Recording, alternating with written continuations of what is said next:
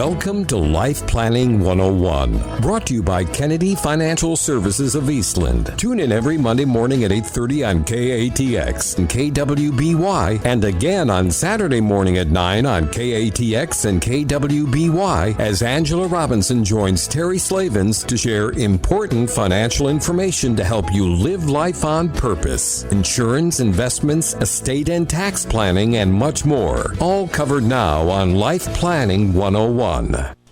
And welcome into Life Planning 101 on this beautiful Monday morning. Have Angela Kennedy Robinson with us. I'm Terry Slavens. Angela, good morning. Good Monday morning, yes, and beautiful Monday morning. I tell you what, we've had a run of nice mornings. Yes, we have. I have a feeling that they're running out, but we'll take them while we can get them. I keep going inside or in my living room and opening up the door and the windows in the morning, and it's been really wonderful. Fresh air. Yes, that's right. For Texas in the end of June, mid-June, it's crazy. But we've got a great show today. I'm really excited to, and I always say that, but maybe it's just because I write the material that so you're always excited. I'm biased, right? But I am. I'm really excited to talk about today's topic because we're going to rethink some thinking pre-pandemic and post-pandemic in regard to retirement. Things have changed, and I don't think anybody can deny that, and I don't think anybody knows what the future is going to look like in this continued pandemic, post-pandemic world. Right. I mean, we got news today that, or I said today, I was reading the news today about Texas, and they're just going to keep on keeping on, as a state, and everybody's supposed to just be prudent on their own accord, and, cases are spiking in Texas at the same time. So what does that mean, and what does that look like going forward? And will we go through another shutdown? And nobody knows. Yeah, I mean, that's the big thing about this whole thing is the unknown. I mean, it's been news is changing daily. Yes, it's changing daily. What they're telling us about the virus itself is changing daily. But, I think one constant that we can get out of this is that it's given a lot of us a silver lining to stop everything in its tracks and really, really think about our thinking. I think we as Americans are, if you talk to a European, they tell you that we're crazy, right? And they'll tell you we're crazy because we work too much. Right. And because we don't take enough holiday, and because we don't relax, and we don't enjoy the things that we have earned and been given. And if you really stop and think about it, there is a lot of truth behind those statements. We work for this thing our entire life, this thing, right? And it's called retirement. Right. But it's really what we're after is a number.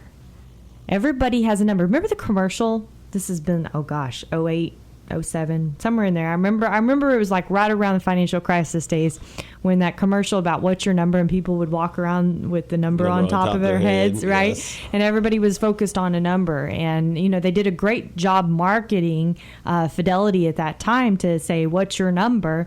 And you need to know that number in order to retire.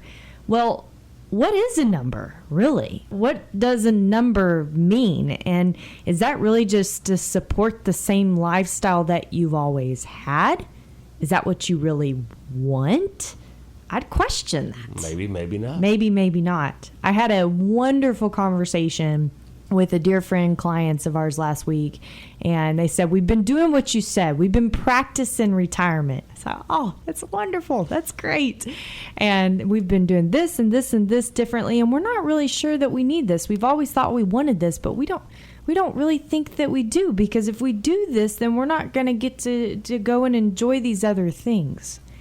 And unless we stop and we really take focus to that, we're just kind of running in a direction that we don't know where it's going to take us.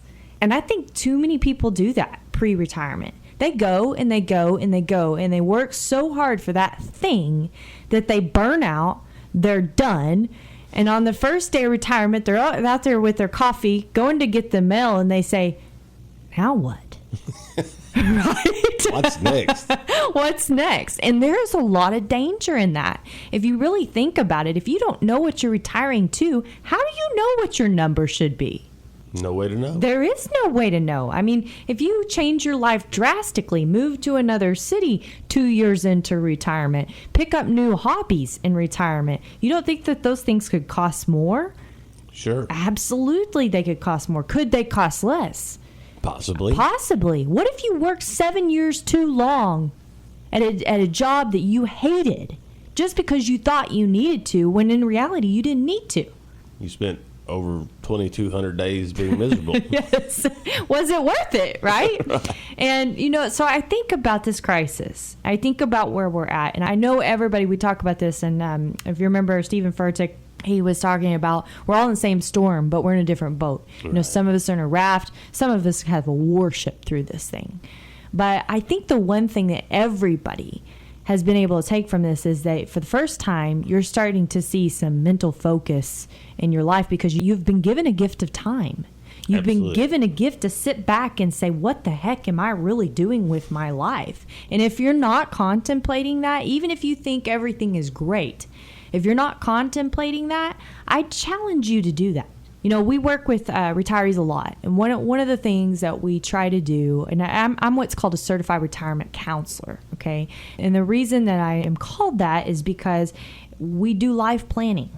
We don't just do financial planning. So life planning is getting your life together before you get your financial plan in order to support the life, right? Right. It's a little bit different twist than just going and making your money work for you. Or really, you're working for your money. We've actually had shows about that before too, right? So let's back up here. And we ask a question when people retire. We say, okay, now I want you to imagine your favorite spot on earth. Favorite spot, wherever that is. I'm sure it's peaceful. Yes. Okay, so I want you to sit there for a second in your mind. Just focus on that. Feel what you feel, whether it's the breeze or the air or Toes in the sand. in the sand, whatever it is that you feel when you're there. Smells, sounds. Get yourself to that spot.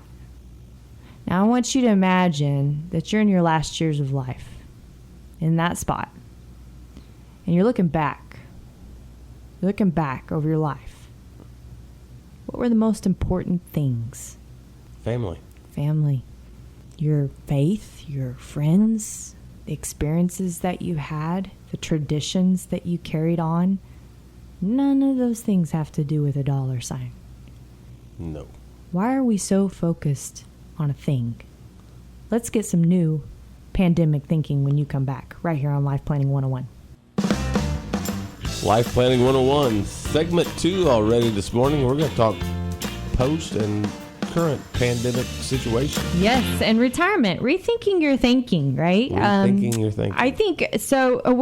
We're all in a different place, and things are different. We can't change that by any means. Nobody has the ability to change what's going on, and whether it simply be husbands and wives learning to live together for the first time, right, ever, and not only just stay safe but stay sane. And the kids being home And for such an extended period of time. Empty nesters no longer empty nested again, right?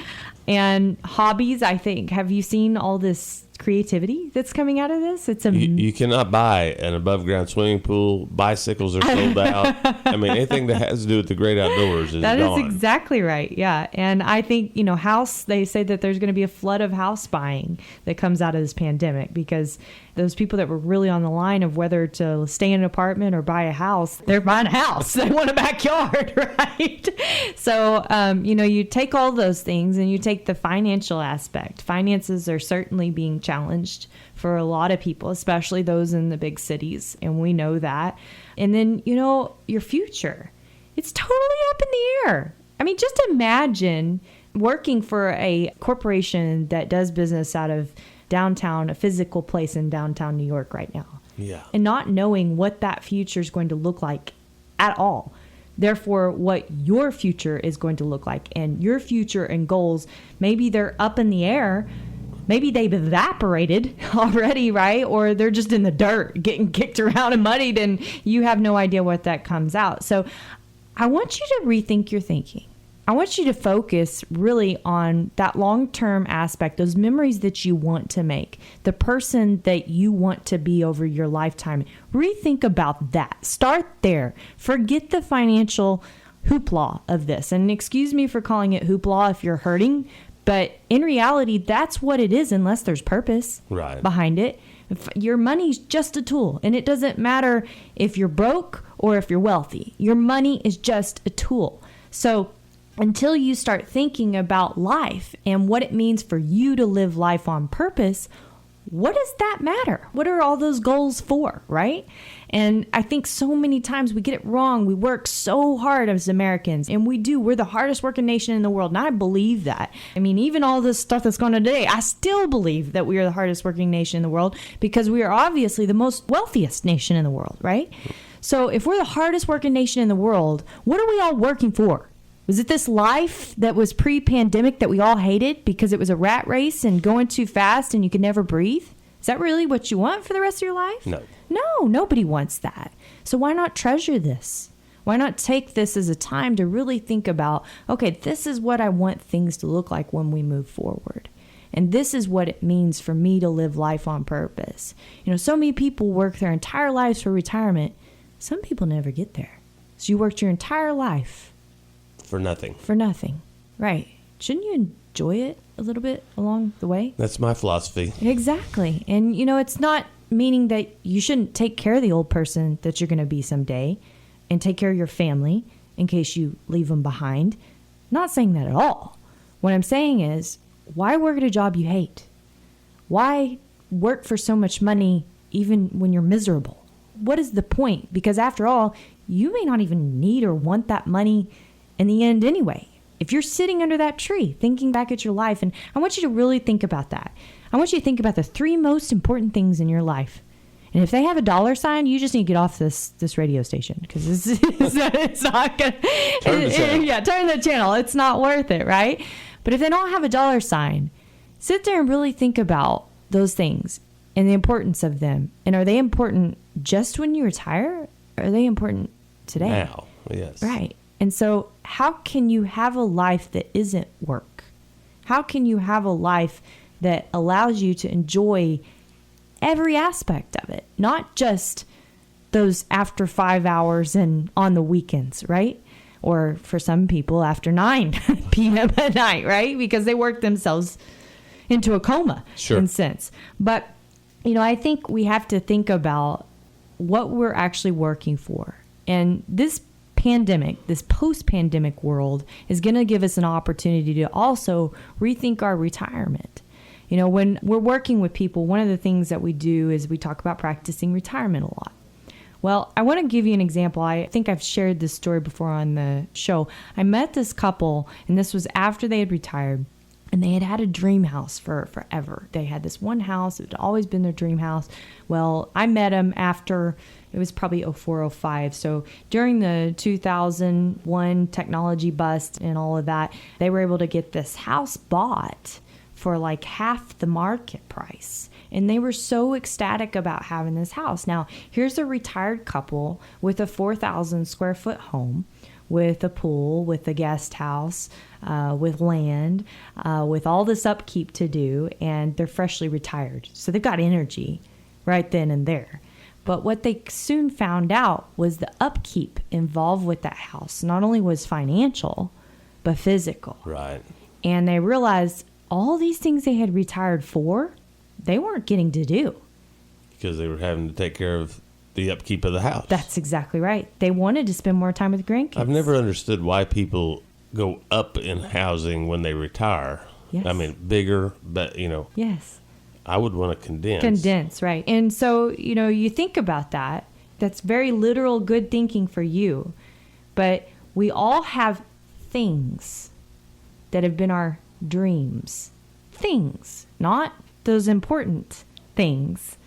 Things that have been our dreams our entire, and our minds get so laser focused on that. Our minds are powerful. We can make things happen, right? But is that what you really want? And that's the question, right? For you, that's a non-issue. And I'm glad you asked that question because it's a non-issue for you. That's never been in your mindset to do that. For some people, that dream house has been what they've worked their whole lives to have. For 30 years. For 30 years. And then they get it and they're like, why did I want this? Right?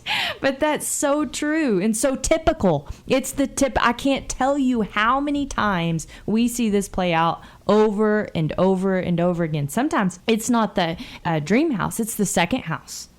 Does the same thing. Sure. Right? It's the timeshares and the condos and the this and the that. And you know what? They end up not using them.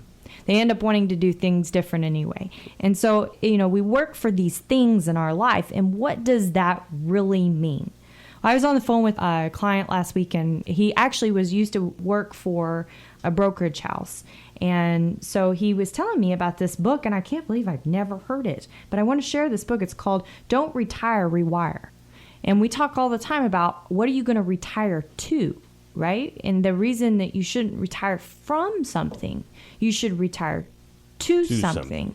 And why is that so important? Now, I'm not talking about retiring to a bigger house. I'm talking about retiring to something with purpose. Right. So we're going to discuss what does that mean and help you rethink your thinking in a post-pandemic world when we come back on Life Planning 101.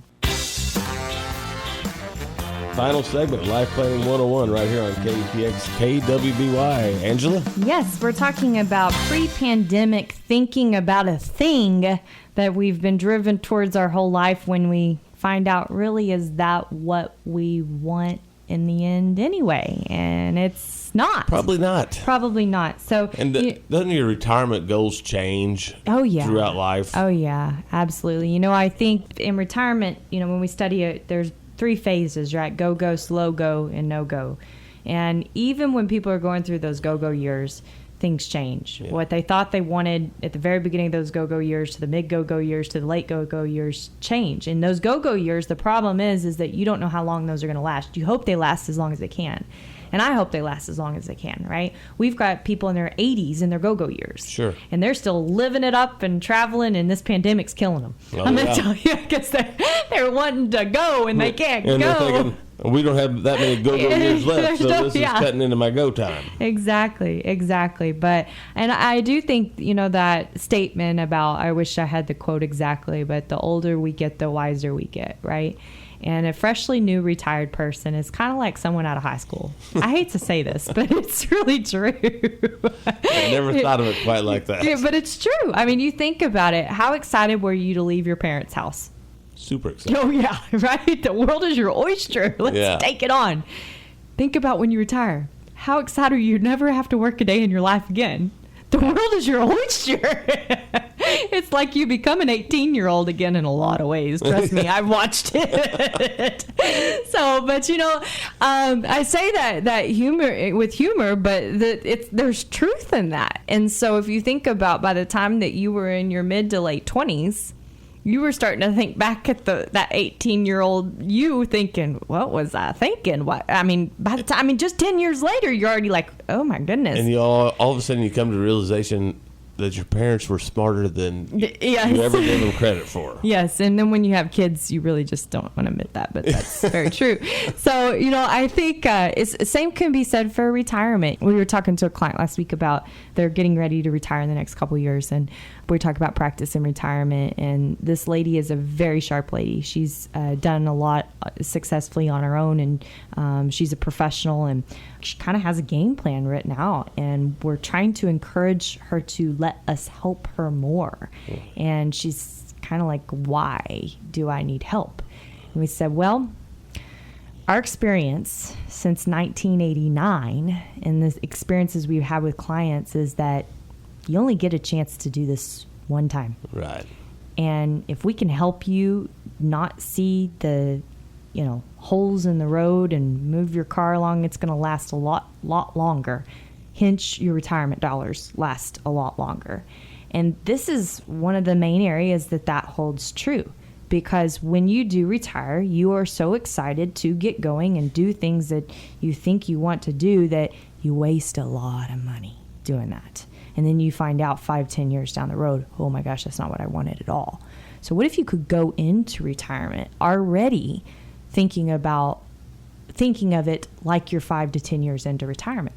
And that's the goal, is that if you can already figure out what purpose looks like after you retire, what your social circle looks like after you retire, what is going to drive you from an intellectual standpoint, by the way, which is extremely important, and too many people don't do this.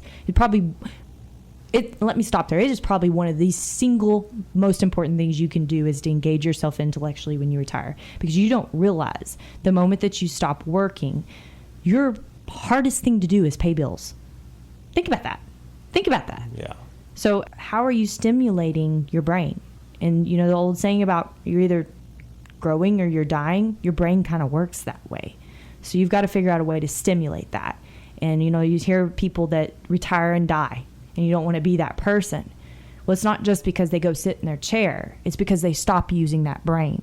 So you've got to find a way to engage your brain on a daily basis. Yeah, I mean, you can have Sundays off, but, you know, on a daily basis. And that's so critical, and people forget to do that. So what if you could go into retirement already knowing that and already having a game plan for that?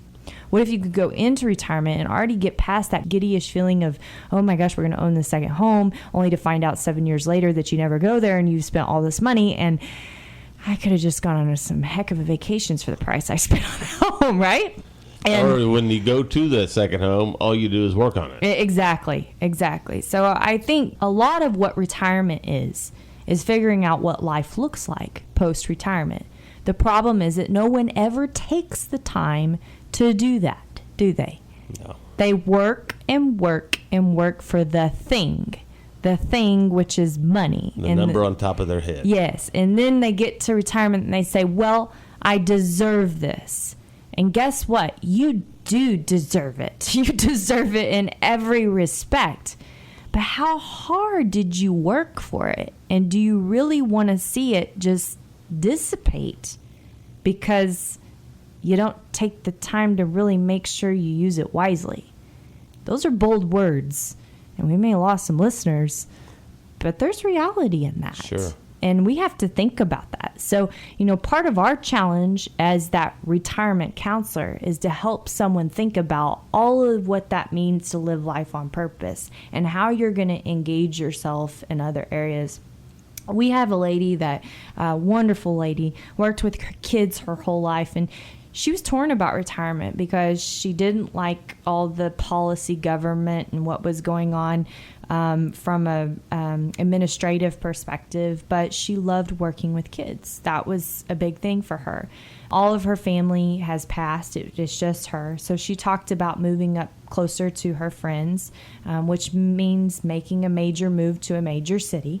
And so the good thing about her, she's a teacher, and she knew that she could never continue to teach greatness unless she continued to become greater and greater. So she was willing to listen and be a sponge. And because she's done that, you know, we've worked through some really what ifs, what if this, what if that, what if that. But here she is sitting 12 years into retirement, and she's thriving. She's working with kids, not getting a paycheck. She's thriving. She's doing more now and enjoying things more now than she's ever enjoyed in her life. And her initial thoughts of what she wanted to do wasn't what she ended up doing, but she took a year off, kind of like that unschooling year that they say some high school kids should do. Yeah. And she did it. She went and tested things out, got an apartment, see where she wanted to be, and she made the right decisions. And because she made those right decisions, she's thriving. So I want to challenge your thinking. I want you to think about your thinking. Use this extra time you have to make sure you're not focusing on the thing, the money, that you're focusing on what it means to live life on purpose so that you can really do that. Isn't that what it's all about anyway? Absolutely. Right. My name is Angela Robinson with Kennedy Financial Services in the great town of Eastland, Texas. God bless everyone. Stay safe and have a great week. Thank you for joining us for Life Planning 101, brought to you by Kennedy Financial Services of Eastland. Tune in every Monday morning at 8:30 on KATX and KWBY, and again on Saturday morning at 9 o'clock on KATX and KWBY for more Life Planning 101. Advisory services offered through Smart Money Group, LLC, a registered investment advisor. Securities offered through Calton & Associates Incorporated, member FINRA SIPC. Kennedy Financial Services Incorporated is an independent of Calton & Associates Incorporated and Smart Money Group, LLC.